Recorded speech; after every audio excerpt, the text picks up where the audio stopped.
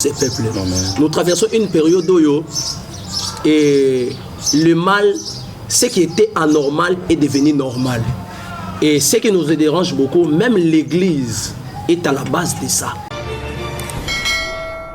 Prophète Otso le mot très très important. Bien aimé, dans les choses prophétiques, il faut avoir aussi un esprit prophétique. Je répandrai de mon esprit sur toute chair. Qui t'a dit que c'est lui qui te dit que libal ozana ngwana eza libala vie na yo mobal ozana comme on a un tel et non le bi que te message au te panzam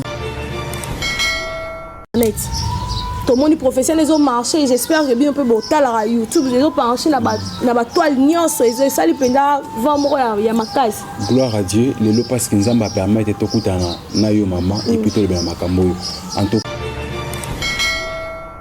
permis mais tout n'est pas utile.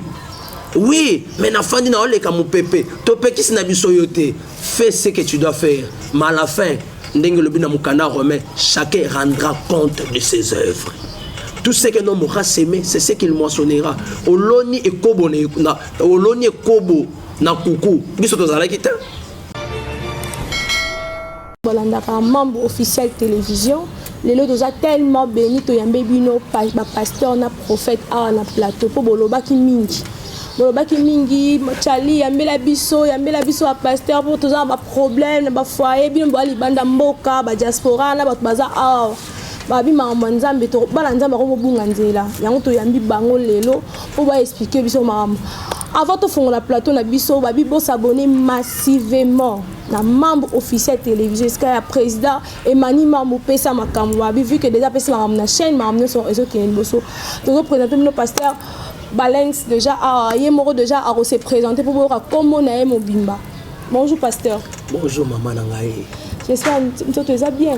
Tu es bien dans le Zambé, il est mon ami sur le lot. La CP comme on a bino, balanzambe no so ba Holanda lelo na membre officiel télévision, on se présenter pour ngana bio déjà, mais on peut ba bien bien. Bon, ngai comme on a pasteur Serge Balenso en Zambie. Naza l'un des responsables de l'église Cité des Vainqueurs, Bisikato Belemi Mokolo Lelo. Et église ezali église Cité des Vainqueurs eza musala munene nzamba pesi biso pona kotalisa bana nzambe nzela nini bakolanda na moment oyo tokomi déjà na tango suka oyo mepepe zo telema par-ci par-là mais biso nzamba telemisi biso na mboka Congo na Afrique na monde pona kolakisa bato droit chemin nini bakolanda pona lobiko etalisama na vie ya bato na yebika yo mutu zolanda biso ngonga oyo Zambo ya sangesi biso na mama na biso chali akosonga ke na moment oyo o passer un bon moment na méditation ya moya lelo. Na mopandi na ngana na prophète Gelor. Papa Gelor, bonjour. Bonjour maman. Na CP suko ya mbao lelo na plateau na biso na chaîne na biso membre officiel télévision. Okoko se présenter ba nzambe ba ye ba vraiment prophète Gelor. Merci maman pour l'invitation.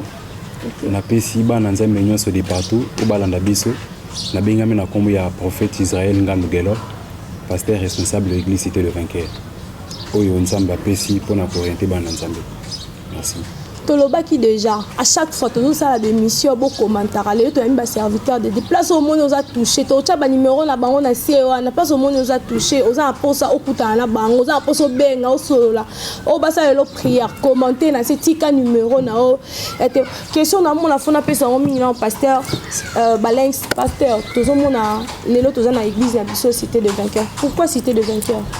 Cité des Vainqueurs ezali ndenge na lobaki déjà ne bandeli awa ezali musala munene o nzambe a confier biso pona mboka Congo na Afrique na monde kotalisa bato nzela oyo ekopesa elonga eza musala munene oyo nzambe apesi biso vision ya ko présenter bato la personne de Jésus mais ebele ya bato bazoluka victoire ndenge tozotambola boye na misala même ndenge ozosala bémission boye oza na besoin elonga la victoire eyakaka na makolo ya Yesu yango moni biso nzambe apesi biso kombo apesi biso musala oyo musala balongi yake baye nyonso baza na mokili oyo bakoyambela lokola mokonzi mpo mbikisi aza na kapasité ya komisa bango balongi na samoi oyo.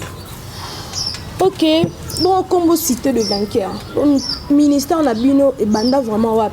Pour le tout le monde a déjà église vraiment vendu, tout le monde a prière, délivrance, bayaka, bazalobiko. Ministère Nabino et Banda wap. Bon, ministère biso toza ba parvenir te na musala nzambe. Ndenge bandeko ba mesana koloba na internet o ba kuya non. Nous sommes des jeunes bana o ba koli l'église. Baluki nzambe na ki bomwana nyonso pe nzamba bengi biso lelo to se retrouver na musala nzambe to tamboli par-ci par-là to zali pe na ba mentor rebelle to na ba encadrer rebelle mais tant taya nzambe koki nzamba lobi ke balengs Israël naza na besoin na bino je vous confie une mission on a confié ki pe na Petelo on a confié ki na Paul on a confié ki na Matthieu na confié bino pe lelo na keke oyo bo memela bato Jésus. Ok, question on a mis ça vraiment faut appeler ça par prophète Gelor. Pour nangai lelo na monde o ya biso ya kisasa a tozo mona prophète wa komi ebele tozo ko kalisusu te e comme ko bungisa bana nzambe nzela.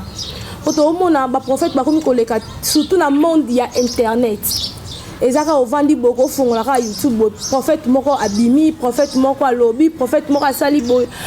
Est-ce que prophétie normalement ce que zweli mutu prophétie est-ce que faut y aller encore en internet ou loba na internet que nzamba la kisinga pour la faire une telle prophétie au tofo luka na privé. Merci maman pour la question. Au fait koya ya ba prophète ebele isa accomplissement ya loba na nzambe. Nzamba lobaki na tango suka ebele bakoya na kombo nanga. Mais beaucoup de gens ont mis na bango. Oui, même dans le Christ, il y avait le vrai, il y avait aussi le faux. Tant que Christ était sur la terre, il y avait le vrai, il y avait aussi le faux. Pendant que les disciples se lamentaient pour na kolora ko écarter ya faux, nous avons dit non, botika ivre na blé bako l'ensemble. Na kokola, les beaucoup bako distinguer où ils a blé et où ils a ivre. Alors, vous savez, prophétie, eux n'étaient pas prophètes, ce n'est pas tout le monde qui doit être appelé prophète. Prophète, après premièrement, il faut avoir la sagesse divine. Parce que prophète, il faut communiquer, penser à Nzambe. Il faut porter parole à Nzambe. Tout le monde a même protocole, le chef de l'État, il faut que avec beaucoup de respect et avec beaucoup d'attention. Alors, un prophète, ce n'est pas n'importe qui. Dans un par exemple, la Bible. Prophète Samuel, il devait roi David. Pendant que roi David a eu bimina mwasi ya moko ba soda naï. Azo qui devait roi pendant que roi zana mabe. Bien kaza prophète ya Nzambe, mais akepa naï na ndenge moko mabete.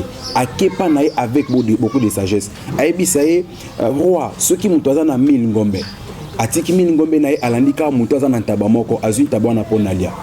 Asali mabe to asali malamu roi zoloba ke muto na sali mabe ceux qui aza pendant que ngana zoro boy fona betaye a mérité tout mamunene. Abi eza ndenge moko na yo. Ozana moko mobimba epoza na basibele mais pourquoi okolanda bangonyo sona te okelanda ka mwasi ya mutu moko roi a regretaki par rapport à acte kometaki omoni que le prophète appliquait sagesse divine et sagesse divine et sungi même mutu a regretter mabenaï. Alors un prophète premièrement il faut avoir éthique prophétique. Ceux qui prophètent dans une éthique prophétique, ils vont transmettre un message. Alors, message, ce qui est un message à Maman Charlie, les abonnés, c'est le message. À quoi sert bon appeler ça, on le la caméra. Ils ont un message concerné. C'est ça, au moment où la Bible ne peut pas prophète, parce que oui, ceux qui n'ont pas prophète, tout le monde a prophétie, on a vu Pierrot, prophète, moi, Bimi, Toye, Bessiga, Bimi, mais à Internet. Tout le monde professionnel, ils ont marché. J'espère que bien on peut botter la YouTube. Ils ont marché dans la toile nyonso. Ils ont sali penda vraiment ya makasi. Gloire à Dieu. Le parce que Nzamba permet de tokutana na yo maman et puis to le makambo. En tout cas Nzamba kambo la suba na Nzamba nyonso de partout besoin na biso. Nebi que au travers mission vous allez vraiment très béni. Maman Charlie, ndenge pasteur Baleng Saocholoba. Nous ne sommes pas des parvenus. Nous avons commencé avec Dieu depuis les Kodim. Donc nous sommes vraiment les gens qui ont grandi à l'église. Tous les monitaires, en état monitaire, tokoliti, tokomi onzamba comme sur le lot.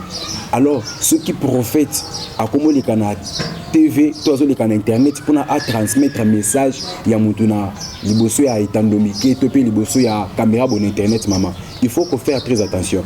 Maman, tous en a époque moko purement prophétique et apostolique. Parce que nous sommes fondés par des enseignements des apôtres. Alors nous sommes à une époque au paiement prophétique. Au monde d'amouli est très compliqué, maman. Il faut tirer très attention.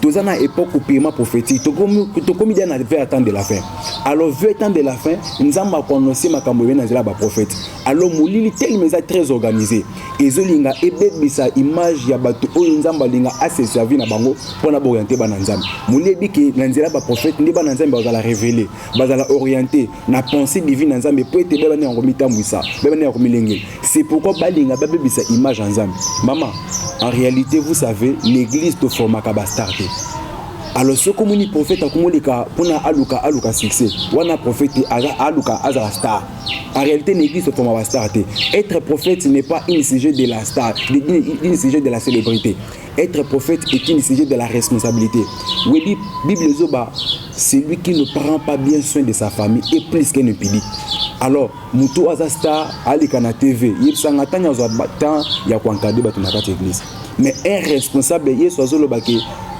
azana mille ngombe mo brebi moko abongi atiki 99 aki aluki moko abongi pona ramener alors siko ce qui mutu aki akomosala makambo za hors bible maman allez-y comprendre que mutu anaza nzambete nzamba baki bakoye belé na kombo nanga mais beaucoup de bango na besoin na bango alors il faut qu'on comprendre que oyo aza nzambe waza nzambete par rapport à besoin c'est pourquoi bana nzambe il faut beaucoup potanga pe bible en tout cas ce temps bible nzambe ozala très orienté bible zoloba mon peuple périt par manque de connaissances donc je crois que ah tozongi pas pasteur Balengs ozo mona lelo monde des autres na kokufa tozo mona bandeko na biso lelo monde comme qui lesbienne comme partout qui pédé comme partout même na kati ya l'église to suki na libanda te ponde ya kilboso mais to mona na kati ya l'église tozo mona ba pasteur ya minene nde yo za pasteur bozo mona ba pasteur ya minene lelo mona pasteur na mutu na ya modérateur na e bakoma ko bima to mona ngona ba internet bino nzamba tindi bolakisa biso nzela soki bino mbozo bunga ebongo biso toza libanda oyo nakoki koloba kolandisa motono tune bible zoba na mokanda Isaïe à la loi et au témoignage si on ne parle pas ainsi il n'y aura pas l'aurore pour ces peuples. Nous traversons une période oyo et le mal ce qui était anormal est devenu normal. Et ce qui nous dérange beaucoup, même l'église est à la base de ça. Même Bassa Lanzambe. En fait, on a le mot très clair. Kola zo bake boti kablé na ivre kola. Bien aimé, ndeto za la kaboy. Bayi batangi agronomie, bayi bi ke ceux qui baloni blé na ivre sous kaka. Ivre et sous kaka. Blé continuera. Et nous sommes à une époque où nous sommes en responsabilité et à commettre la lumière. Vous connaîtrez la vérité et la vérité vous affranchira.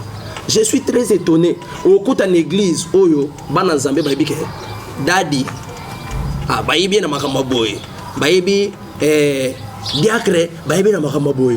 Dans cette église, au cours de Bananzambe Bazoya, Ote, Ata Azamutu, Anamaïna Makila. Non, un homme de Dieu doit être un modèle.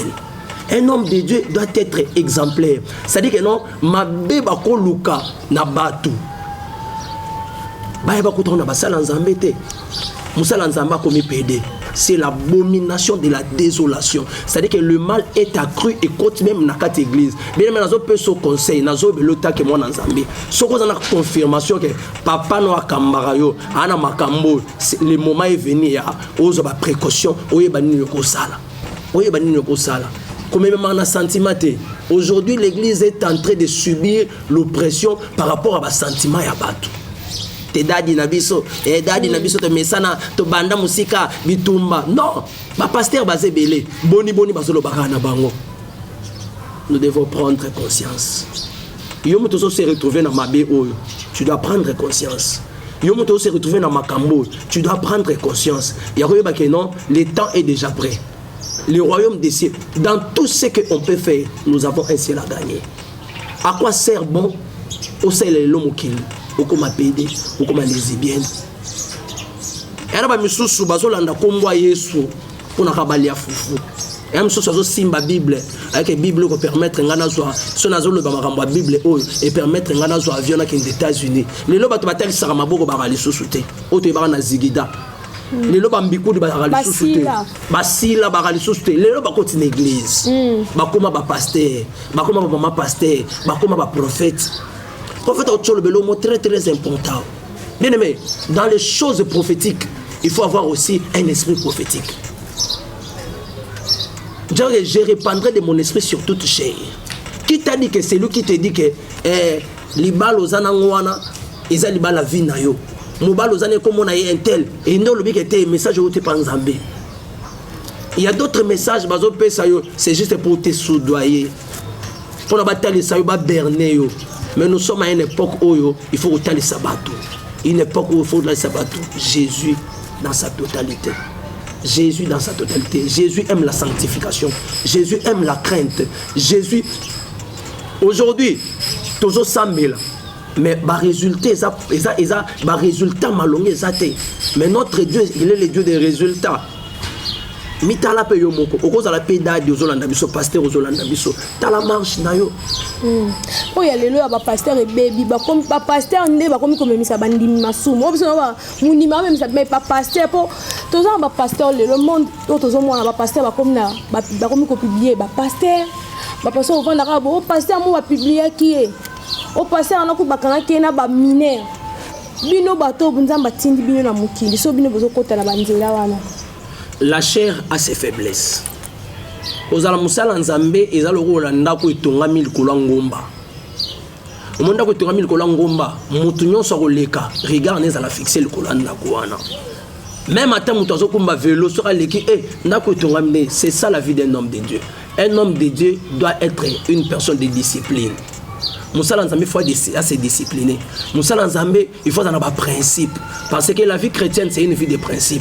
Servir Dieu, c'est une vie de principes. C'est-à-dire que tant on dit que c'est l'Nzambe, il y a des choses de la chair qu'on doit bannir. Il y a des choses qui étaient utiles pour nous, mais dans la minute où on sait l'Nzambe, dans la sous-utilité. C'est des choses qu'il faut bannir. Yo mo bi que tende na fandi boye, na melave. Na melave, na fandi na melave. Na pes exemple on va na bandal na prince ou bando melave ba bi ke dadi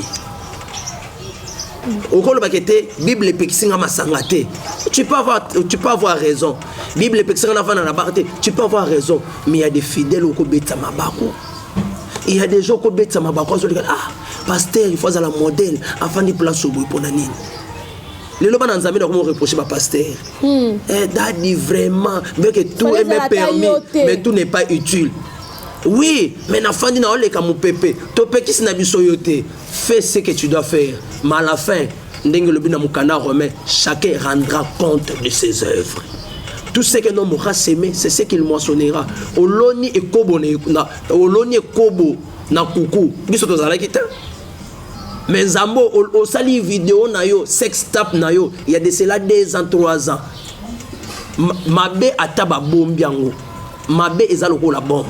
Au bombiango lobe ko beta. O yo beta les conséquences ya mabe ba salaki. Même si tu t'es repenti, yeba ke oyo loni wana yeba ke orobuka mboma nango. Tango ezo koma. Biso tona commentaire au sala tezaka ke non, peuple à comprendre que non. Qui occupez sa confiance, parce que la Bible dit confiez-vous à l'Éternel, vous serez affermis.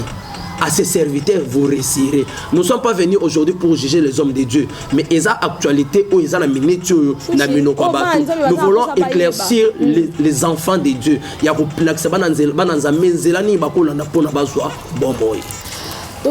prophète Gelor, tout le monde est là, la famille belé bazo bika na inceste. Oh, ils ont parmi les sujets qui belé qui vraiment ah aujourd'hui ma pasteur maman Charlie le bel biso comment on inceste comme la famille le quoi et là on a bon ezala nango bomoni yana biso wana kutu cousin na biso mo boy abima na cousine na biso ya biso famille mais ba source nango te ba lobité kozala ndeni ni par rapport à ba famille belé ba comment vivre vraiment inceste. Vraiment merci beaucoup. Maman, tout ça sous Nathan ya kalate. Nathan ya kalande makambo nezalaka wanzaka nzambe muta etabisa kango. Nathan ya kala makambo wana izaya ko yeba naté. Mais actuellement, maman, tout ça sous Nathan mosaïque té. Tout ça appartenir Nathan à grâce, Nathan à Christ. C'est Christ qui est notre modèle. Alors, je ne sais pas inceste ou bande ko bazoli la inceste na ndengeni. Alors inceste musu na kati ya ba famille maman, ils inceste mon normalité. Ils inceste coutumier. Ce qui veut dire que koto barrière grands-parents, il y en a ba hôtel na bango me ba telemisa. ba pouvoir ténébreux batemisaka tout c'est parce que bazaki na besoin ya ba voir au monique arrière grand-parent batemisaki botel qui basali ba sacrifice pour te baloka bazo la pouvoir pour te famille et vendre des samas et la stable financièrement ou matériellement c'est que le quoi netikali sous forme ya réclamation ils ont réclamé bato na kati ya famille abato musu asimba peut-être papa simba kisi siko kisi na ye ezai condition alors ba condition na ko définir en côté ou bien ko réaliser en côté et na suka na ngoso komi ko ça la réclamation et komi ko détruire famille alors je vous conseille bien aimé Bible zoloba revenez à moi et moi je revenez à vous bien aimé ceux qui osent faire partie na kati ya makambo yo je crois na suka ba kwa ficher ba numéro na biso appelle-nous on va t'aider par la prière et je crois que la grâce de Dieu va vraiment se manifester ndeko ko maintenant ndeko na été vraiment c'est un péché. Vraiment, je vous dis, c'est un péché qui va vous empêcher de ne pas voir l'euro et de ne pas bien fonctionner. En tout cas, ils ont un handicap makas pour la vie. Il est que moi, il faut Christ en franchir. Et ce Christ en franchir oublie réellement liberté. Je vois que la puissance de Dieu a la capacité pour renverser. Force Seigneur, c'était ma nakati famille où ils ont fait partie, ils ont fait marcher, nakati. Appelle-nous, on va vous aider, on va vous orienter avec la prière et la grâce de Dieu va se manifester. Dans le Bible, s'abonner massivement na membre officiel. Pour Bilo Rabo et Borozango, je dis d'abord un grand merci à Dorette Makoso. La bien si vous allez copine, babi moi la poto ya solo. Pasteur, tout qui a pasteur, tout qui a moi 10 minutes. Pasteur allé sabiso liloba. Pasteur baleng ate ya binom poza kuna boyoka. Pour baketo ya mi pasteur pour pasteur le roni non na zuta on pasteur a pesa ba versa pesa liloba. Avant to kende na suka ya émission na biso. Pasteur, liloba ezali boy toujours tanga na bukanda moko awa. Matthieu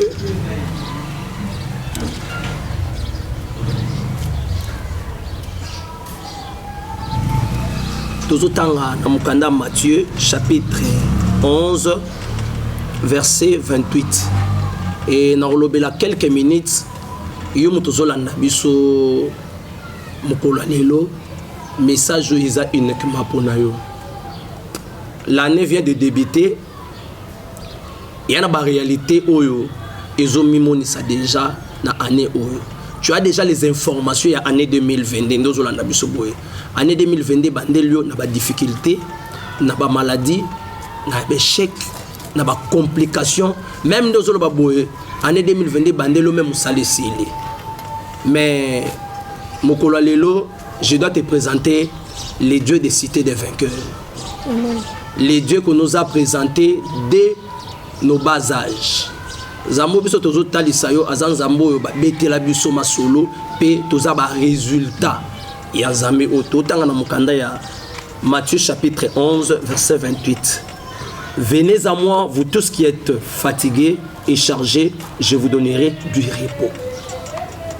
Venez à moi vous tous qui êtes fatigués, chargés, je vous donnerai du repos. Point tozolo bela na quelques minutes aweza déchargement. Au cause à l'ozana poto, au cause à l'Afrique du Sud, au cause à l'ozola nabiso na Lubumbashi, au cause à l'ozola nabiso na Kinshasa awa. Point tozolo bela déchargement. On décharge quelque chose qui a été chargé. Conteneur ce qui est chargé na Dubaï, ce qui destination à Kinshasa, et à Kinshasa déchargement seulement na Kinshasa te. Conteneur il faut comment na port ya matadi to ya boma to port na biso au profond ezoto ngama déjà oyo ya moine ya banana ce qui conteneur est commis la première des choses il faut remplir la formalité et la seconde c'est décharger ces conteneurs nazolanda mutozolanda ngangonga oyo peut-être 2021 ezalaki année oyo ezalaki surchargé na ba problème ezalaki année oyo ezalaki chargé na ba complication na ba procès on a même un problème à mukanda on a problème à libala on a problème à santé on a problème à mariage ndingo zawana on a problème à misale zo simbate mais tongwa lelo mokola lelo pourquoi lelo mutozolanda kolanda biso na tongo to na pourquoi yeba que il y a un Dieu qu'on doit te présenter c'est le Dieu de déchargement ba charger on a nini. Ta vie a été chargée de quoi? Mais Dieu dit dans Matthieu 11, verset 28, venez à moi, vous tous qui êtes fatigués, chargés, je vous donnerai du repos. Peut-être, venez à la charger d'inceste. Bible dans Lévitique 18, tu ne connaîtras pas la nudité de ton père. Tu ne connaîtras pas la nudité de la femme de ton père. Tu ne connaîtras pas la nudité de ta soeur. Tu ne connaîtras pas la nudité de la femme de ton frère. Peut-être qu'on va se retrouver dans Makambo par ignorance. Le Makambo est comme un blocage pour nous. Au cause de l'hérité Makambo dans Nzela Makila. O hérité makambo na nzela kombolati o hérité makambo na nzela famille botam peut-être na quartier botami que na quartier bato babala kate na quartier bato basala kate les lovino est attaché na drogue les lovino est attaché na bangi les lovino est attaché na antichrist mais mokolo lelo Dieu est là. Il a dit que venez à moi vous tous qui êtes fatigués chargés. Tu as été chargé de quoi? Zongela Nzambe yake pa na Nzambe na ba problème na yo na makamuzo tongisa yo notre Dieu, le Dieu de ma jeunesse, le Dieu du prophète Israël, le Dieu de cette église va faire quelque chose dans ta vie. Comme même la makambo wana te yaka na pa Nzambe, comme même la charge wana te, Dieu est là, Jésus est là. Dieu a tant aimé le monde qu'il a donné son fils unique. Quiconque croit en lui ne périsse point, mais qu'il ait la vie éternelle. Dieu est là. Approche-toi. Crois en Jésus. Accepte-lui dans ta vie. Il y a quelque chose qui doit se passer. Tu as été chargé par la malédiction. Oyomokoza cause. Tu as été chargé par la malédiction. Oyomokoza oza la base d'un côté. Mais le lot il y a une influence dans le cola vinayo. Yaka. Pour ça non. Zamba salo kuta na adresse. Il y a une mission moya lelo.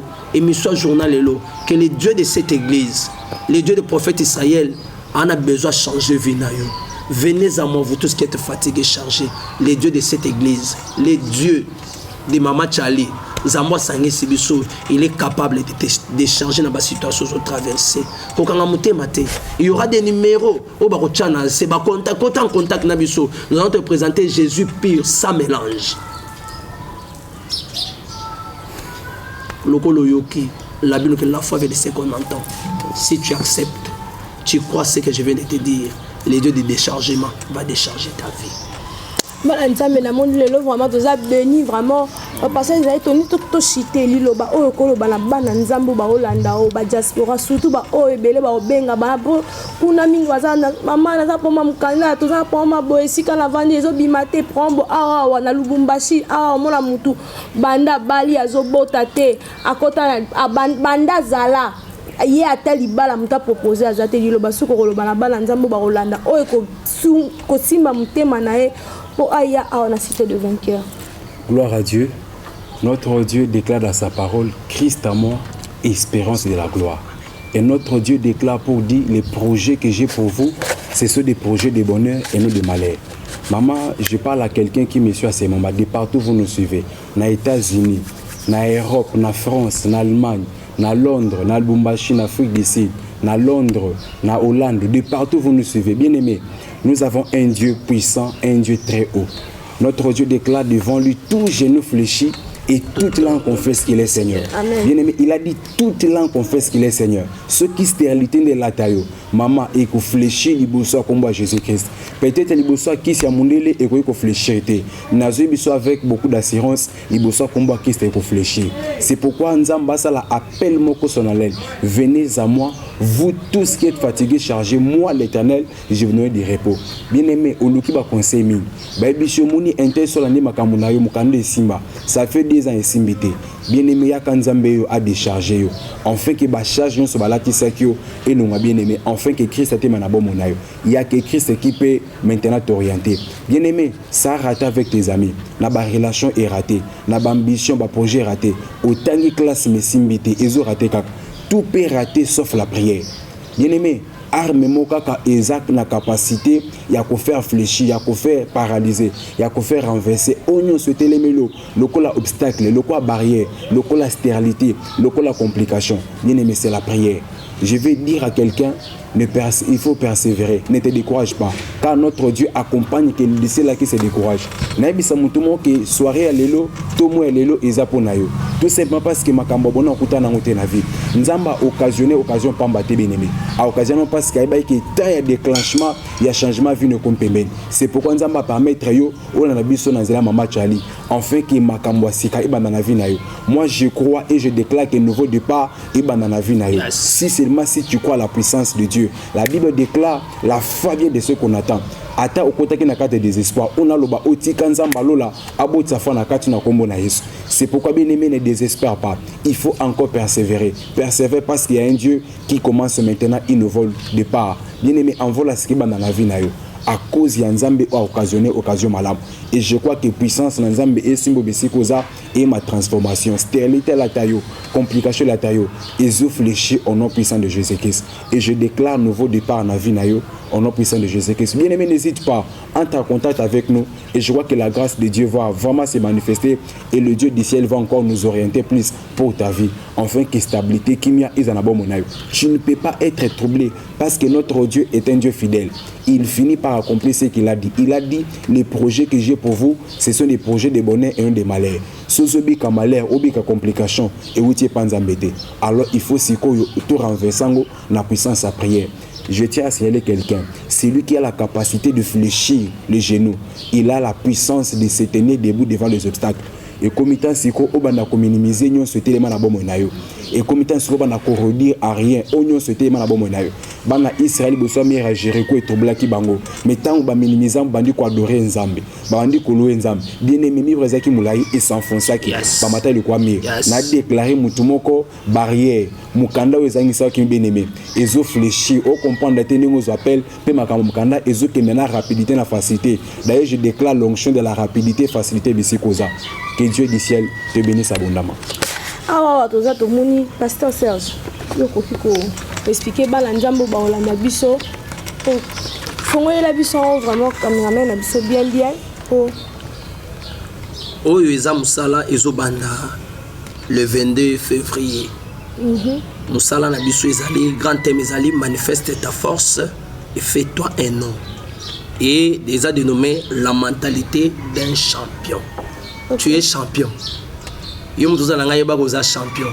Eza service à ba prière intense. Tebi sarabato biso ba na cité des vainqueurs, tout peut rater sauf la prière. Eza milolo ezo banda 5 jours et banda du 22 au 27 février 2022. Et particularité nango ezali que Nzambe a remonté sa makasi. Dieu va se manifester puissamment et je te confirme que tu es un champion.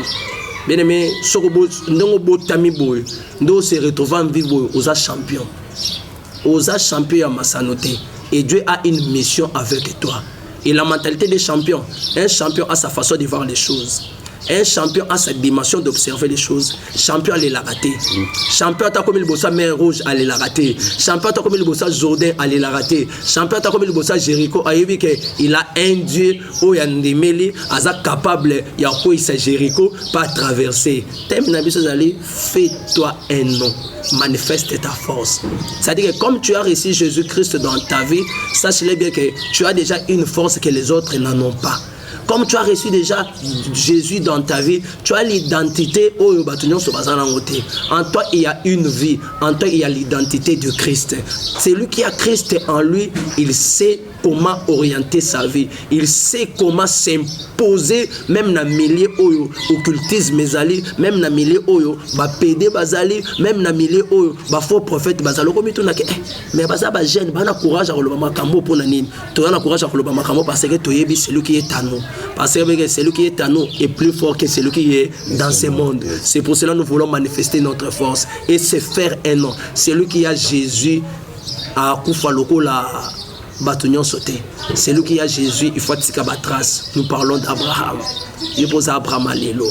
Dans cette génération, tu dois te faire un nom et tu dois manifester sa force. Tu dois manifester ta force plutôt. Amen, amen. Comme il a souka ya émission na biso. Lelo vraiment tout le monde a béni na bo s'abonner la Bible souka bongo te sika bozali bo tcha ba commentaire bo partager vraiment pour na liloba lelo eza pour na bino nanga na batunyo so ba olanda biso on a Chimène Mbambi et si qu'on a Canada babi ma copine de Lix babi place aux Ali na babi que repartager émission au chango partout na Canada na babi que ba Hollanda na ba problème sur ça na Chimène nga na présenter ba pasteur ya mboka na biso na bi na musika o benga na pesi mbote na mobos Mani Mambo esika zali o apesi makam na chaîne bo like bo comment en plus biso ko s'abonner fina ni na yo pour so à chaque famille ezo kota o mona ka be mission ya sika ezo kota to bali ane ya sika makambo sika. Il dit un grand merci na batunyo so balandanga ba conseil na bino o bo pesa nga ya chaque jour chali zala boy chali. Je dis un grand merci à Jenny Manda, joyeux anniversaire même en retard déjà, joyeux anniversaire à toi Jenny Manda, maman ya française moro boy bien sikaza kuna na poto abi merci à Dorette Makoso no partager ba émission nyonso ya chaîne na biso ngo chaka ba bi partager Makoso bo partager batunyo so o balingara. Je dis un grand merci à ma grande sœur Passy ministre Kita ici Kazali Sabrina batunyo so balanda biso na mambo suka wana te na bisa bino chaque fois bo commander bo commenter bo tika banini bo partager bo liker bo tia ba commentaire bo émission bo eza bien par rapport ba problème toza lango ba passer na la première fois te eza pe yambala suka te j'espère non pasteur bo banda rozwa bango à chaque fois o aza pe na so monique numéro mona ki bien tata numéro nango check na so ko beninga kaka o zo ba numéro ya bango bo na lingi bino mingi bye bye.